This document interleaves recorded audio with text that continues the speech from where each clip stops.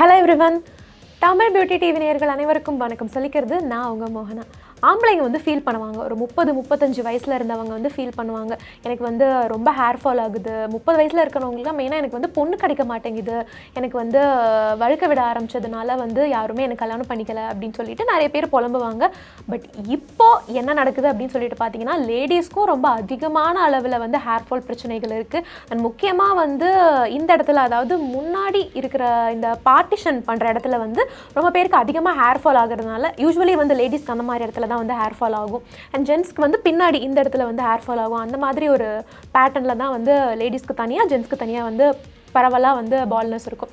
So லேடிஸை பொறுத்த வரைக்கும் பார்த்தீங்கன்னா இந்த இடத்துல வந்து பார்ட்டிஷன் பண்ணுற இடத்துல அதிகமாக ஹேர் ஃபால் ஆகுது. ஸோ எனக்கு வந்து பார்ட்டிஷன் பண்ண முடியல, எந்த ஹேர் ஸ்டைலும் போட முடியல அப்படின்னு சொல்லிட்டு இப்போ இருக்கிற லேடிஸ்லாம் அதாவது 20+ இருக்கிறவங்களே வந்து ரொம்ப வருத்தப்படுறாங்க. ஸோ நம்மள மாதிரியான ஆட்களுக்கு தாங்க இந்த வீடியோ.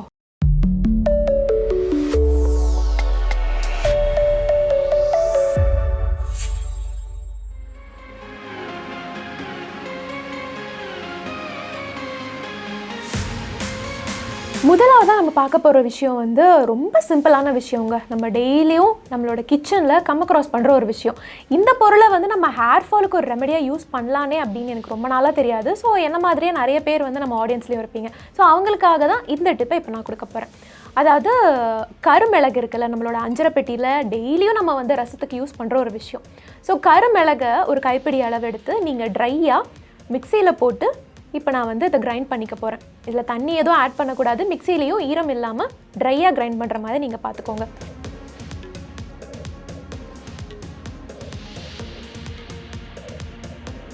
அண்ட் இந்த கருமிளகு பொடியை ஒரு சின்ன பாட்டிலில் போட்டு நீங்கள் ஸ்டோர் பண்ணி வச்சுக்கலாம். எப்போல்லாம் வேணுமோ அப்போல்லாம் நம்ம எடுத்து யூஸ் பண்ணிக்கலாம். உங்களுடைய முடியோட லென்த்துக்கு ஏற்ற மாதிரி இதை வந்து பசங்களும் யூஸ் பண்ணலாம், பொண்ணுங்களும் யூஸ் பண்ணலாம். யார் வேணாலும் இந்த ட்ரிப்பை வந்து யூஸ் பண்ணலாம். ஸோ உங்களுடைய முடியோட லென்த்துக்கு ஏற்ற மாதிரி இல்லை எந்த அளவு உங்களுக்கு தேவையோ இப்போ நம்ம ஒரு சின்ன பேஸ்ட் மாதிரி பண்ண போகிறோம். அதுக்கேற்ற மாதிரி ஒரு 1/2 ஸ்பூனோ இல்லை 1 ஸ்பூனோ இந்த ட்ரை பவுடர்லேருந்து இன்னொரு சின்ன பவுலுக்கு நான் எடுத்து போட்டுக்கிறேன்.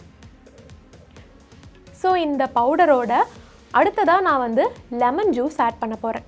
லெமன் ஜூஸில் வந்து எக்கச்சக்கமான விட்டமின் சி இருக்குது. ஸோ விட்டமின் சி வந்து நம்மளுடைய ஸ்கின்க்கு மட்டும் இல்லை, ஸ்கேல்ப்புக்கும் ஹேருக்கும் கூட ரொம்ப பெனிஃபிட் தரக்கூடிய ஒரு விஷயம்தான்.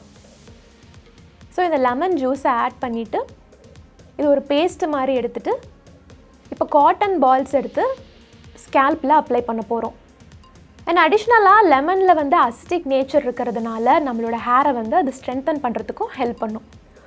ஸோ இப்போ நான் காட்டன் பால்ஸ் எடுத்து இந்த பேஸ்ட்டில் டிப் பண்ணிவிட்டு ஸ்கேல்ப்பில் அப்ளை பண்ணணும்.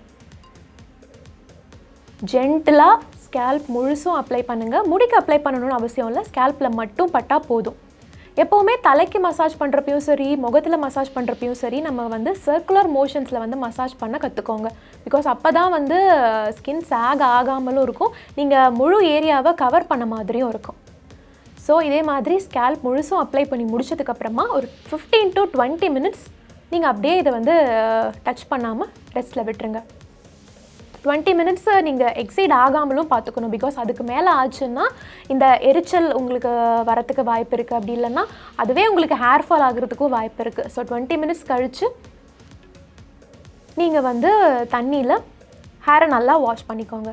இதே மாதிரி வீக்லி 2 பண்ணால் உங்களுக்கு வந்து பெட்டர் ரிசல்ட்ஸ் கிடைக்கும்.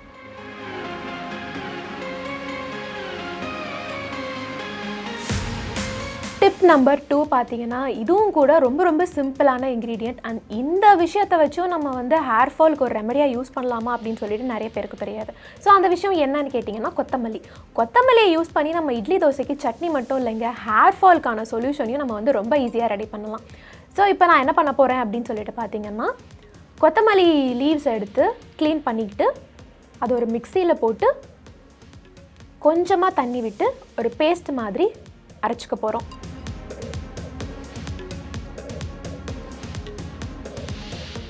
இந்த அரைச்சி எடுத்த பேஸ்ட்டை நம்மளோட முன்பகுதி தலையிலையும் சரி இல்லை எந்தெந்த இடத்துல ஹேர் ஃபால் அதிகமாக இருக்கோ அந்தந்த இடத்துலலாம் காட்டன் பால்ஸை யூஸ் பண்ணியோ இல்லை வெறுமனே உங்களோட கைகளாலேயோ இந்த பேஸ்ட் எடுத்து அப்ளை பண்ண போகிறோம்.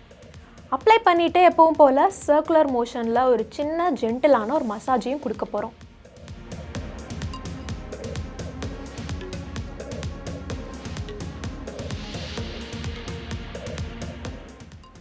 ஸோ இதுக்கப்புறமா கிட்டத்தட்ட ஒரு 30 மினிட்ஸ்க்கு அதை அப்படியே ரெஸ்ட்டில் விட்டுருங்க. 30 மினிட்ஸ் கழித்து உங்களோட ஹேரை நீங்கள் வாஷ் பண்ணிக்கலாம். ஸோ இந்த கொத்தமல்லி எப்படி ஆன்டி ஹேர் ஃபால் ஏஜென்ட்டாக செயல்படுது அப்படின்னு சொல்லிட்டு பார்த்தீங்கன்னா, கொத்தமல்லியில் நிறைய அளவு விட்டமின் சி இருக்குங்க. இந்த விட்டமின் சி தான் கொலாஜன் உருவாகிறதுக்கு ஒரு காரணமாக இருக்குது. கொலாஜன்னா என்னென்னு பார்த்தீங்கன்னா, நம்மளோட ஹேர் ஸ்ட்ரக்சர் உருவாக காரணமாக இருக்கிற ஒரு முக்கியமான பொருள் அப்படின்னு வச்சுக்கலாம். ஸோ இதில் வந்து இன்னொரு முக்கியமான விஷயம் என்ன அப்படின்னு பார்த்தீங்கன்னா, அயன் கண்டென்ட்டும் ரொம்பவே முக்கியம். நம்மளோட உடல் வந்து ரொம்ப ஹெல்த்தியாக இருக்கிறதுக்கும் சரி, ஆப்வியஸாக நம்ம வந்து உடம்பு ஹெல்த்தியாக இருந்ததுன்னா கண்டிப்பாக ஹேரும் ஹெல்த்தியாக இருக்கும். ஸோ நம்மளுடைய உடம்பு, ஹேர் இது எல்லாமே ஹெல்த்தியாக இருக்கிறதுக்கு அயன் வந்து ரொம்ப முக்கியமான விஷயம். ஸோ அந்த அயனுடைய அப்சார்ப்ஷனை ரொம்ப அதிகப்படுத்துறதுக்கும் இந்த விட்டமின் சி வந்து தேவை. ஸோ அதனால தான் இந்த கொத்தமல்லி வந்து, அதாவது கொத்தமல்லி இலைகள் வந்து கண்டிப்பாக ஒரு ஆன்டி ஹேர் ஃபால் ஏஜென்ட்டாக இருக்குது.